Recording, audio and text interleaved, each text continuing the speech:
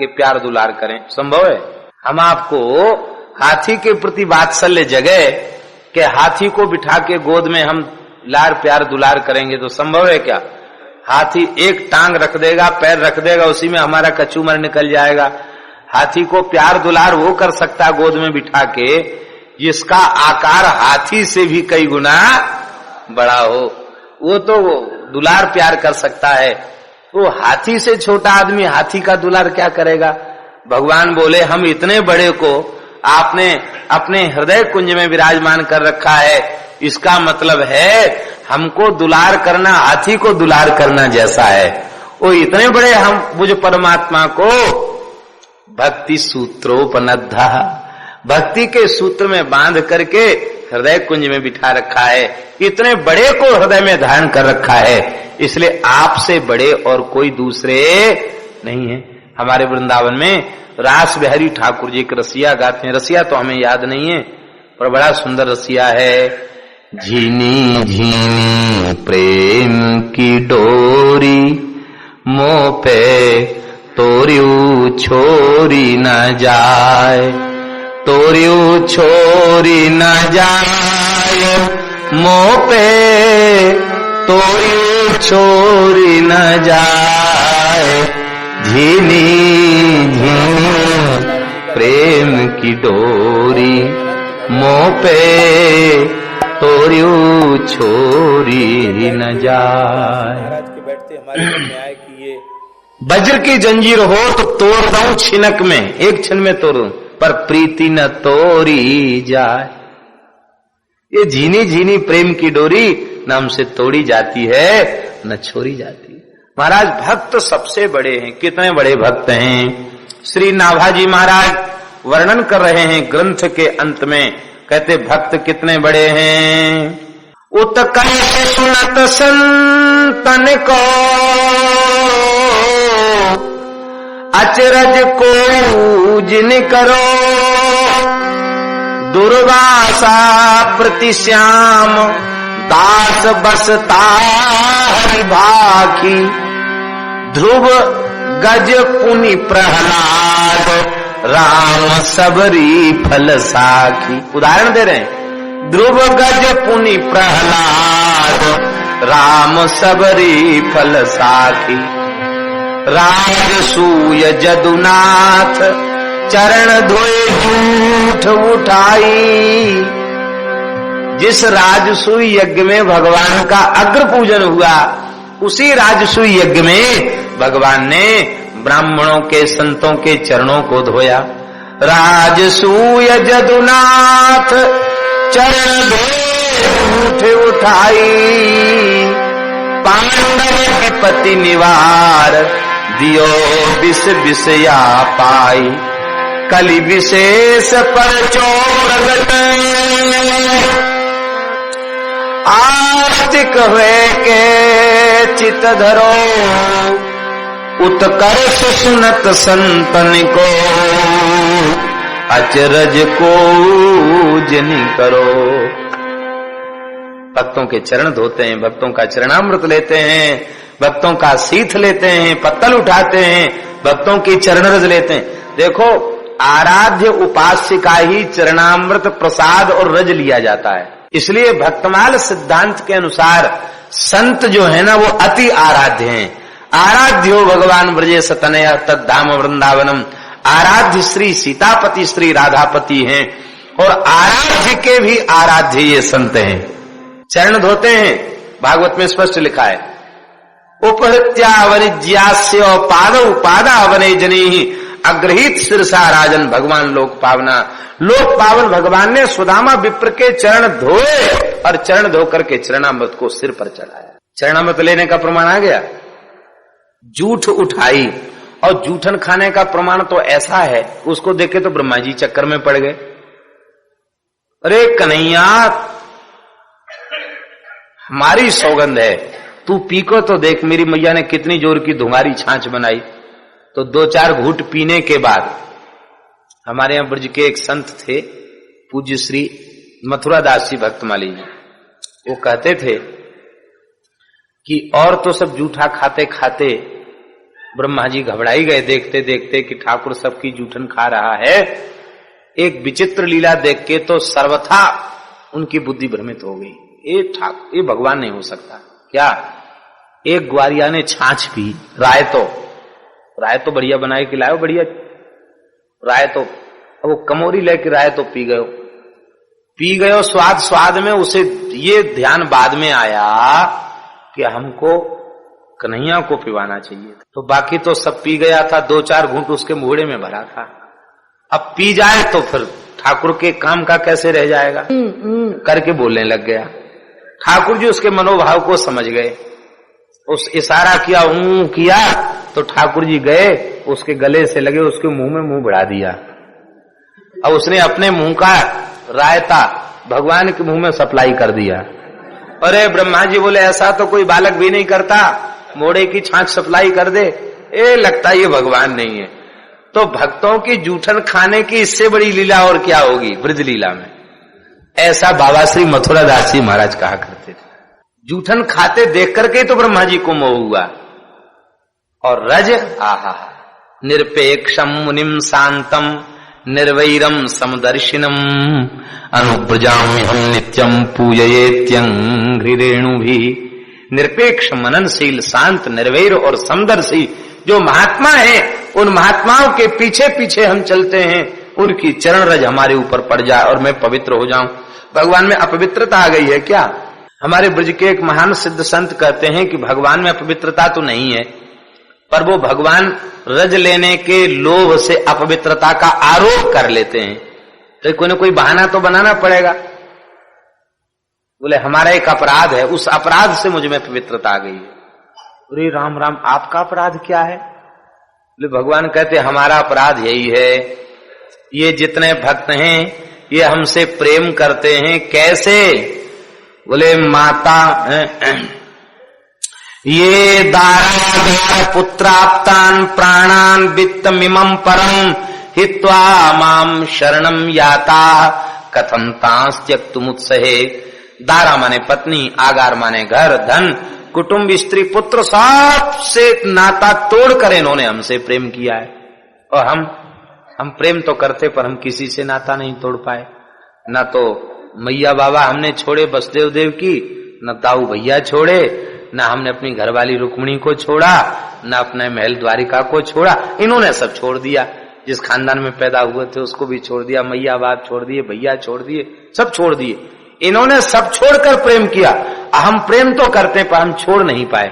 इसका मतलब है ये प्रेम का हम निर्वाह नहीं कर पाए, यही अपराध हो गया। ये अपराध कैसे छूटे?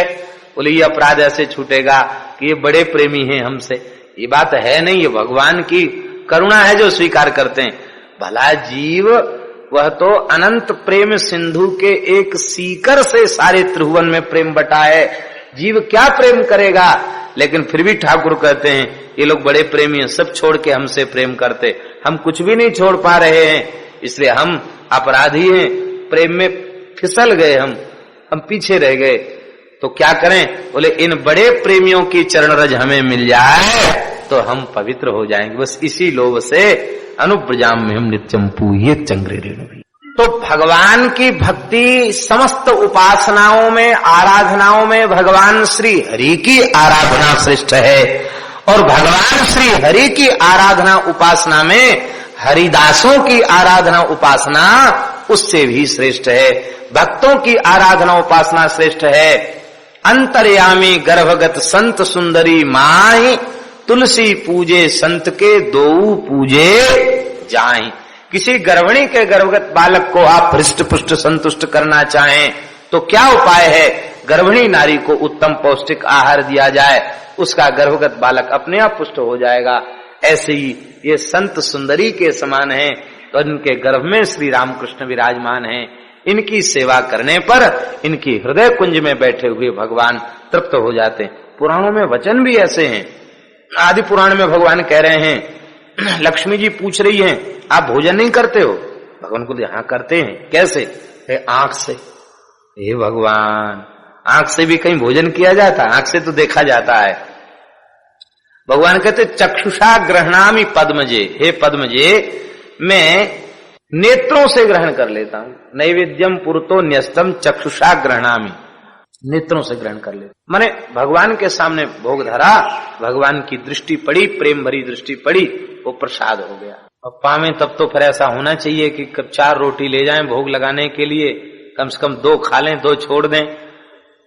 संसार बड़ा स्वार्थी। एक बार वो महात्मा से पूछा, महाराज ठाकुर जी को भोग धरते तो कुछ पा क्यों नहीं लेते? कहते ठाकुर जी को भी डर है, कहीं हम खाने लग गए तो लोग भोग लगाना और बंद कर देंगे। तो भगवान अपनी तरफ से तुलसी और दे देते हैं। इसलिए लोग, मैं सबकी बात नहीं करे, पर बहुत से स्वार्थी ऐसे हैं जो ठाकुर खाने लग जाएं तो भोग लगाने ही बंद कर देंगे इस डर के मारे। इसलिए भगवान कहते भैया तुम कैसे भी भोग तो लगाओ, हम कुछ घाटा नहीं करेंगे तुम्हारा, उल्टे उस अन्न के दोष को समाप्त करके उसको प्रसाद बना देंगे। उसके सेवन से तुम्हारी बुद्धि पवित्र हो जाएगी। लक्ष्मी जी ने पूछा आपको भोजन करने की इच्छा हो तो भगवान कहते हैं रसम वैष्णव जिह्वया, जब हमको रसास्वादन करने की इच्छा होती है किसी वैष्णव की जिह्वा पर हम विराजमान हो जाते हैं। आज जो वैष्णव पाता है बस मैं ही पाता हूं उसके माध्यम। इसलिए संत सेवा साक्षात भगवत सेवा है, भगवान की सेवा है, भगवान की सेवा से अलग सेवा नहीं। मनु जी महाराज विशुद्ध धर्माचरण करते करते, श्री राम प्रेम करते करते अंतिम जो लक्ष्य है भक्तों की भक्ति का लक्ष्य, ये समझ में आ गया।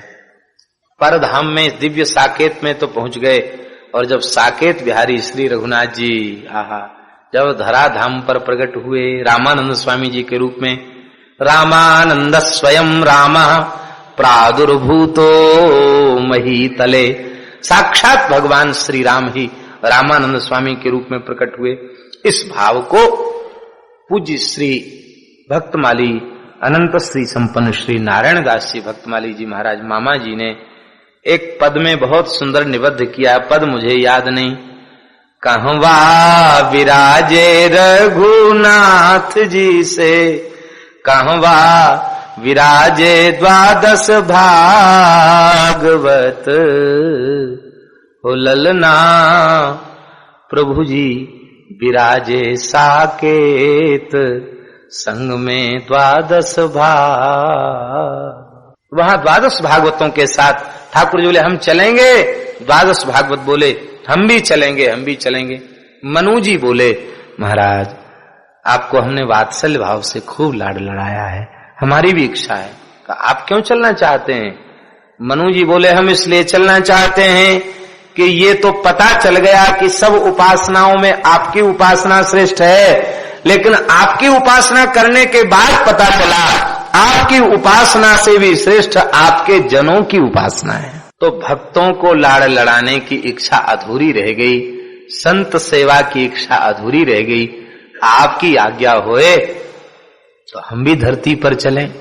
सरकार ने हृदय से लगाया और कहा हे मनु जी महाराज आपको भागवत धर्म के, सनातन धर्म के आदर्श को तो आपने प्रकट किया ही मनु जी के रूप में और दशरथ जी के रूप में।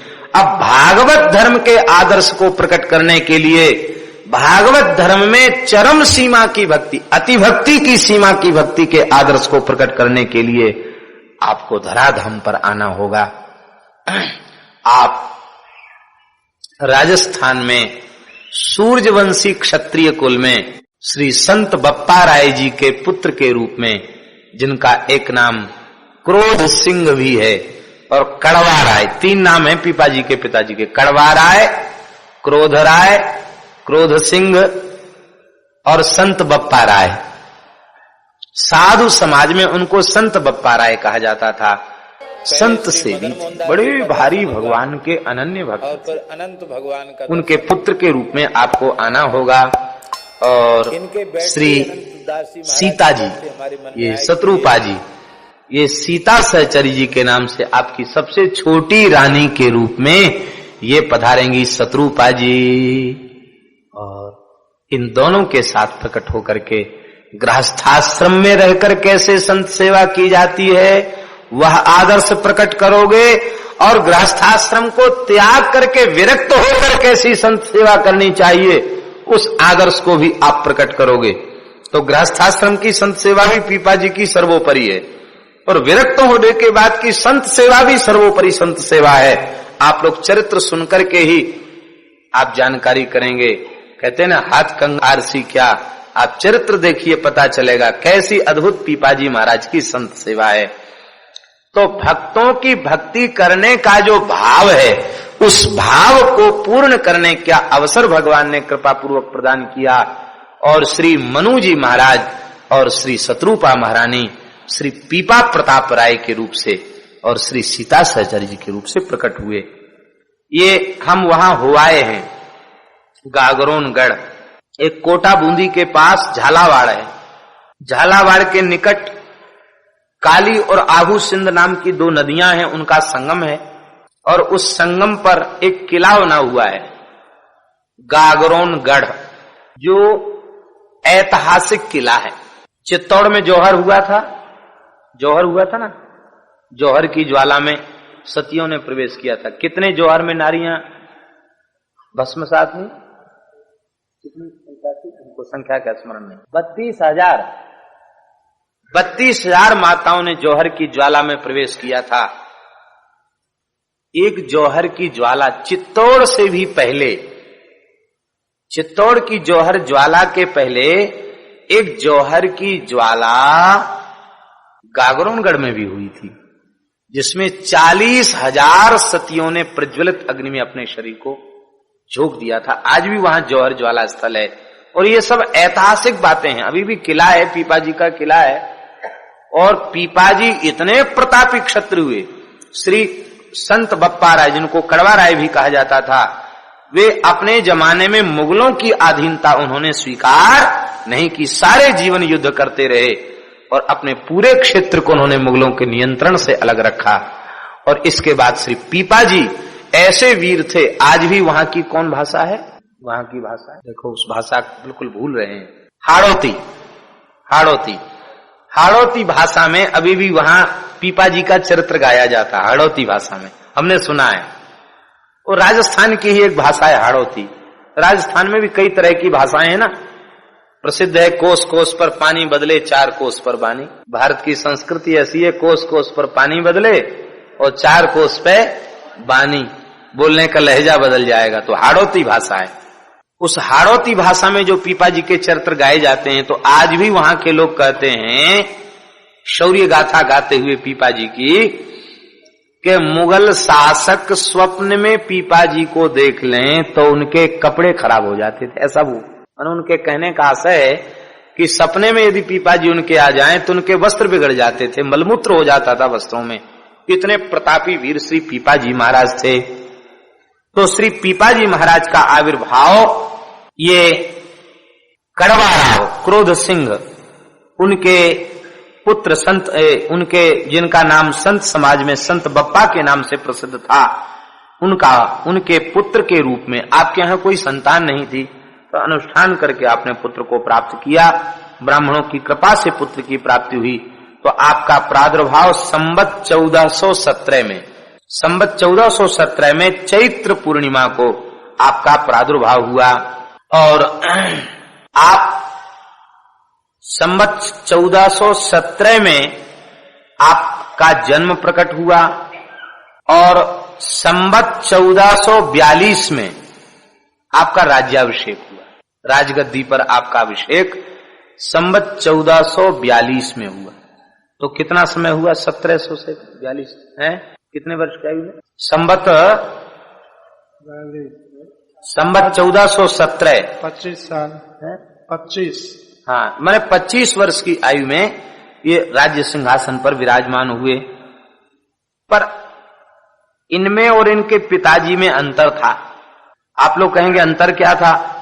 ये थे तो बड़े धर्मात्मा पुरुष, वर्णाश्रम धर्म के बहुत दृढ़ समर्थक थे, और बहुत निष्ठापूर्वक इनकी प्रजा वर्णाश्रम धर्म का पालन करती थी, पर इनका वैष्णवीय आराधना उपासना के प्रति झुकाव नहीं था। इनके पिताजी जैसे संत सेवा करते थे या संतों में भाव रखते थे, इस प्रकार का पीपाजी का भाव नहीं था। स्पष्ट लिखा है, महाराज ने व्याख्या में लिखा है कि उनकी आस्था देवी जी में थी और वे शक्ति के उपासक थे। यद्यपि पीपा जी की शक्ति उपासना, उसमें तामसी उपासना नहीं थी, क्योंकि पवित्र परिवार में जन्म होने के कारण मद्य मांस आदि का देवी की पूजा में प्रयोग नहीं था। 40 मन अन्न का भोग देवी को रोज लगाया जाता था। कितना? 40 मन अन्न का भोग रोज लगता था। और वो रसोई घर भी हम देख के आए हैं, पीपा जी जहां भोग बनाते थे। बाद में तो फिर ठाकुर जी की भोगशाला बन गई वो। तो 40 मन अन्न का भोग लगता था और नित्य देवी जी की उत्सव मूर्ति को रथ पर विराजमान करके स्वयं रथ खींचते हुए नगर में शोभा यात्रा निकाली जाती थी और 40 मन प्रसाद रोज प्रजा में वितरित किया जाता था। देवी के अनन्य भक्त थे, ऐसे भक्त थे कि भगवती दुर्गा देवी का साक्षात्कार इन्हें प्राप्त हो चुका था। साक्षात बातचीत देवी जी से होती थी। ऐसे साक्षात्कारी भक्त थे देवी जी के। विष्णु भक्त, वैष्णवीय उपासना नहीं थी, पर पिताजी वैष्णव थे। इस नाते से उस राज्य में संतों की जमातों का आना जाना बना रहता था। और आगे चलकर वे भवानी भक्त से भगवत भक्त हुए। अब यहां देखिए एक जिज्ञासा है।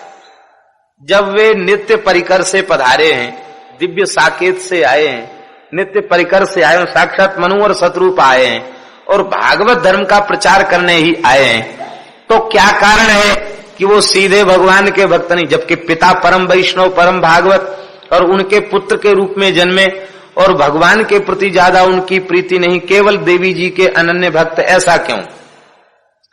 अरे भाई, भागवत धर्म के प्रचार प्रसार के लिए आए हैं, इसलिए नाटक के रूप में उन्होंने यह करके दिखाया कि देखो कलौ चंडी विनायकौ, चंडी और विनायक की उपासना कलयुग में, देवी की उपासना से हमने ऐसा बल प्राप्त किया, ऐसी सिद्धियां प्राप्त की, ऐसा भोग, ऐसा ऐश्वर्य, ऐसा सम्मान, ऐसी प्रतिष्ठा प्राप्त की।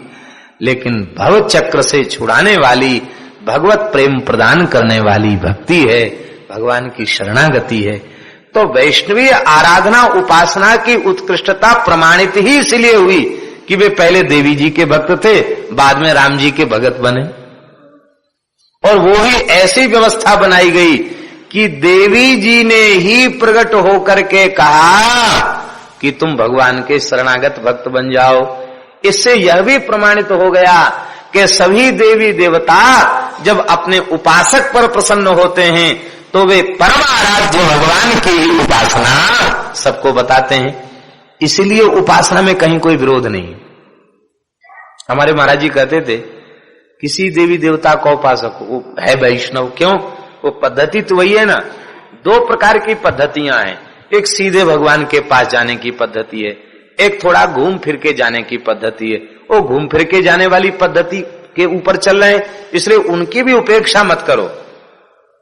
पुराणों में ऐसे वाक्य प्राप्त होते हैं, 100 जन्म तक गणपति की भक्ति करे तो उसके भीतर सूर्य की भक्ति प्रकट होती है। 100 जन्म तक सूर्य की भक्ति पूर्ण होने पर देवी की भक्ति प्रकट हो जाती है। 100 जन्म तक देवी की भक्ति पूर्ण होने के बाद फिर शिव भक्ति प्रकट हो जाती है। और 100 जन्म शिव भक्ति करने के बाद तब शिव सेवा कर फल सुत सोई, अविरल भगति, समय हो गया, अविरल भगति राम पद होई। राम जी के चरणों में अविरल भक्ति हो जाती है। तो अब देखिए, जो लोग सीधे आज भगवान के भक्त बने हैं, तो या तो ये समझ लो कि किसी महान संत के अनुग्रह से सीधा रास्ता मिल गया, अथवा ये समझ लो कि इतने इतने जन्मों की उपासनाओं को पूर्ण करके अब सौभाग्य से भगवान की उपासना के निकट पहुंचे। अब सीधे दिल्ली थोड़ी सीधे वृंदावन थोड़ी पहुंच जाओगे, बीच में कई स्टेशन आएंगे, उनको पार करके तब वृंदावन आपका पहुंचना होगा। इसी तरीका से और स्वयं भगवान शंकर श्रीमद् भागवत के 4थे स्कंद में कह रहे हैं, स्वधर्मनिष्ठः सतजन्मभिः पुमान् विरञ्चिता ब्रह्ममेति तथा परम अव्याकृतम भागवतोऽथ वैष्णवम् पदम यथाहम विबुधा कलात्यये।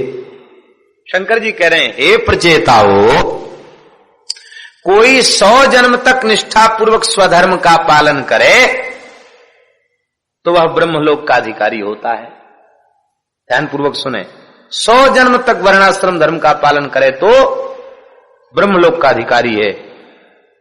और ततः परम ही माम, इससे भी अधिक पुण्य बढ़ जाए तो मेरे लोक की, शिवलोक की प्राप्ति का वह अधिकारी हो जाता है। किंतु ब्रह्मा जी के लोक में पहुंचने के बाद अथवा मेरे लोक में पहुंचने के बाद भी उसे धरती पर लौट के आना पड़ता है। किंतु जो वैष्णव हैं वे अव्याकृत पद को प्राप्त करते हैं। वे वहां पहुंचते हैं जहां पहुंचने के बाद फिर लौट के आना नहीं पड़ता। हे प्रचेताओ, हम ब्रह्मा जी और शंकर जी को भजन करते करते प्रलय होने के बाद अपने लोकों का जब हमारा विनाश हो जाएगा तब हमको भगवान के वैकुंठ की प्राप्ति होगी, और भक्तों को तो इसी जन्म में भगवान के धाम की प्राप्ति हो जाती है। इसलिए तुम भगवान की उपासना करो। भगवंतम वासुदेवम प्रपन्नस्य प्रियो में, भगवान वासुदेव का शरणागत भक्त मुझे प्रिय है। तो स्वयं भागवत में शंकर जी ने स्वीकार किया कि नहीं किया? इतने जन्मों की साधना बढ़े तब मेरे लोक की प्राप्ति हो, और इसके बाद आगे जब बढ़ता है तो मेरे प्रभु की प्राप्ति होती है। समय क्या हुआ? हाँ ठीक, कल से घड़ी रखेंगे इसलिए समय से कर देंगे। देखिए, कोई भगवान गणेश का भक्त है, वो गणेश जी का भजन करते करते करते करते गणेश जी ने कृपा करे उसे साक्षात दर्शन दिया। तो दर्शन जब करेगा गणेश जी का तो गणेश जी के हाथ में उसे सुमरनी दिखाई पड़ेगी। अरे आप भी भजन कर रहे हैं, आप किसका भजन कर रहे हैं? गणेश जी कहेंगे, महिमा जासु जान गण राऊ प्रथम पूजियत नाम प्रभाऊ। हम राम राम जपते इसलिए तो प्रथम पूज्य हैं। अच्छा, तो आपको भी राम राम जपना होता? अरे बोले इसलिए तो हम प्रथम पूज्य, तुम भी राम राम जपो। तो गणेश जी उसे राम नाम का जापक बना देंगे कि नहीं? ऐसे तमाम उदाहरण हैं जहां गणेश जी के भक्तों ने राम भक्ति, गणेश जी ने अपने भक्तों को श्री राम प्रेम प्रदान कर दिया।